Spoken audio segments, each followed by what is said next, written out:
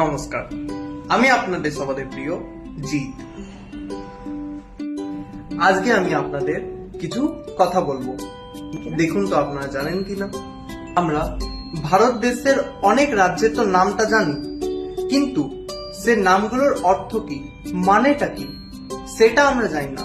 তো সেটাই আমি আপনাদেরকে আজকে জানাবো। আপনারা কি জানেন রাজস্থানের অর্থ কি হচ্ছে? রাজস্থান দুটো শব্দ মিলিয়ে বানানো হয়েছে, রাজা আর স্থান। রাজা মানে তো আমরা সবাই যেমন জানি রাজারা মানে কিংস, আর স্থান মানে দ্য প্লেস। তো রাজস্থানের পুরো অর্থ হচ্ছে দ্য ল্যান্ড অফ কিংস। দ্বিতীয় রাজ্যের প্রতি যাচ্ছে ঝাড়খণ্ড। আপনারা কি জানেন ঝাড়খণ্ডের অর্থ কি? ঝাড়খণ্ডে আবার দুটো শব্দ প্রয়োগ হয়েছে, ঝাড় আর খণ্ড। ঝাড় মানে ফরেস্ট মানে জঙ্গল, আর খণ্ড মানে স্থান। তো ঝাড়খণ্ডের পুরো অর্থ কি হলো? The land of forest, Jharkhand. এবার দেখি তো আপনারা কি বলতে পারবেন মেঘালয়ের অর্থ কি?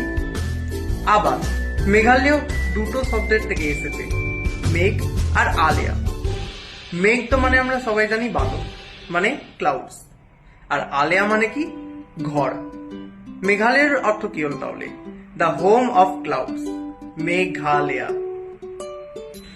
এবার আমি সকলকে জানাবো পাঞ্জাবের অর্থ। পাঞ্জাবেরও দুটো শব্দের অর্থ আছে, পঞ্জ আর আব। পঞ্জ মানে হচ্ছে যেমনি আমরা জানি পাঁচ মানে 5। আব মানে কি? আব মানে হচ্ছে নদী, রিভার। তো পাঞ্জাবের অর্থ কি হলো?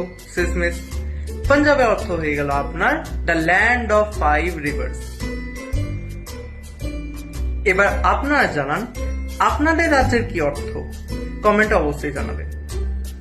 নমস্কার।